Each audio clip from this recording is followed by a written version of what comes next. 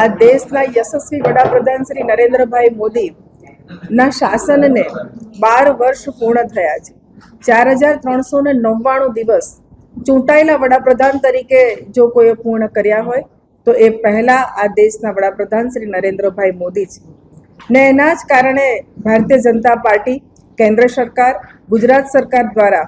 આ એક પખવાડિયું, સુશાસન પખવાડિયું ઉજવવાનો એક નિર્ણય થયો હતો ને એના જ ભાગરૂપે 5મી જૂનથી કે પર્યાવરણ ડેથી તો 21મી જૂન યોગ દિવસ સુધી અમે આ કાર્યક્રમો, વિવિધ કાર્યક્રમો લઈ અને પ્રજાના વચ્ચે ગયા છે। ભારતીય જનતા પાર્ટી અને સરકારની એક ખાસ ખાસિયત છે કે યોજનાઓ માત્ર કાગળ પર નહીં પરંતુ દરેક યોજનાઓ એ લોકો સુધી પહોંચે એનો અમારા બધાનો એક સંકલ્પ છે અને પ્રયત્ન છે ને એના જ ભાગરૂપે અત્યારે વિવિધ કાર્યક્રમોનું આયોજન થયેલું છે। હું તમને એક જનધન યોજનાની વાત કરીશ તો જનધન યોજના એક એવી યોજના હતી કે જે જ્યારે વડાપ્રધાન નરેન્દ્રભાઈ મોદી એ વડાપ્રધાન બન્યા ત્યારે એમણે જોયું કે આ દેશમાં મહિલાઓ, ઘણી બધી એવી મહિલાઓ છે કે જેમનું બેંકમાં ખાતું નથી, તો આ બેંકમાં ખાતું ખોલાવી અને આજે 32 લાખથી વધારે બહેનો આજે આ બેંકોમાં એમનું ખાતા છે, જનધન યોજનાનો લાભ લીધો છે। હું ગુજરાતની વાત કરું ને તો ગુજરાતમાં પણ આ જ રીતે વિવિધ યોજનાઓ દ્વારા અમે બહેનોને અને લોકોને સહાય મળે એ માટેનો પ્રયત્ન કરી રહ્યા છીએ। આયુષ્યમાન કાર્ડ, તો આયુષ્યમાન કાર્ડની વાત કરીએ તો આયુષ્યમાન કાર્ડની કોઈ કલ્પના નહોતી કરી, પરંતુ આ દેશના વડાપ્રધાને આયુષ્યમાન કાર્ડ જે જરૂરિયાત લોકોને આપી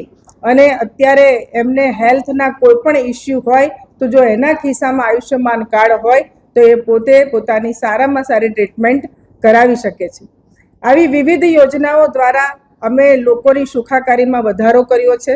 સરકારમાં સબકા સાથ સબકા વિકાસની સાથે માત્ર વિકાસની વાત જ નહીં પરંતુ લોકોના સુખાકારીમાં વધારો થાય તેના માટે આ સરકારે પ્રયત્ન કર્યા છે। તમે હમણાં જ બસ હવે આ પ્રેસ પછી અહીંયા સુરેન્દ્રનગરમાં એક પ્રબુદ્ધ નાગરિકોનું સંમેલન પણ છે ને એમાં પણ લોકોની સાથે ચર્ચા વિચારણા કરીશું। ખેડૂતોની વાત હોય તો ખેડૂતો માટે પણ આ સરકારે કોઈ ના કામ કર્યું હોય ને એ કામ આ સરકારે કર્યું છે। હમણાં જે મેં રીતે વાત કરી એ પ્રમાણે કોંગ્રેસ માત્ર ગરીબી હટાવીશું એનો નારો આપતી હતી, પરંતુ અમે બધાએ ભેગા થઈ અને આ વડાપ્રધાન શ્રી નરેન્દ્રભાઈ મોદી કે શું સારું પ્લાનિંગ કર્યું ને કે 25 કરોડ ગરીબોને ગરીબી રેખા નીચેથી આપણે એમને હટાવી શક્યા અને એમને સુખ સુવિધાની જિંદગી જીવી શકે એવો એક પ્રયત્ન કર્યો। હું પ્રધાનમંત્રી આવાસ યોજનાની વાત કરીશ તો એક સપનું હતું લોકો માટે કે પોતાનું ઘરનું ઘર। પ્રધાનમંત્રી આવાસ યોજના દ્વારા એ અત્યારે ગરીબ માણસોને આપણે ઘર આપી રહ્યા છે ને એ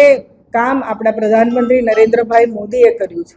માટે આજે વિવિધ યોજનાઓ છે ને આ યોજનાઓને પ્રજા સુધી પહોંચાડવાનું જો કોઈ કામ કર્યું હોય તો ભારતીય જનતા પાર્ટીની સરકારે કર્યું છે અને નરેન્દ્રભાઈ મોદીએ કર્યું છે। માટે આજે 12 વર્ષ પૂર્ણ થયું છે, માટે અમે વિવિધ કાર્યક્રમો સાથે આ પખવાડિયું ઉજવ્યું છે અને હું પ્રભુને પ્રાર્થના કરીશ કે નરેન્દ્રભાઈ મોદી સાહેબનું આયુષ્ય ખૂબ સારું રહે, એમની હેલ્થ ખૂબ સારી રહે અને ફરી એ આ જ રીતે કામ કરતા રહે અને ભારતની પ્રજાને, વિશ્વમાં ભારતનું નામ રોશન થાય એવી અમે અપેક્ષા રાખીએ છીએ અને અમે ભગવાનને પ્રાર્થના પણ કરીએ છીએ।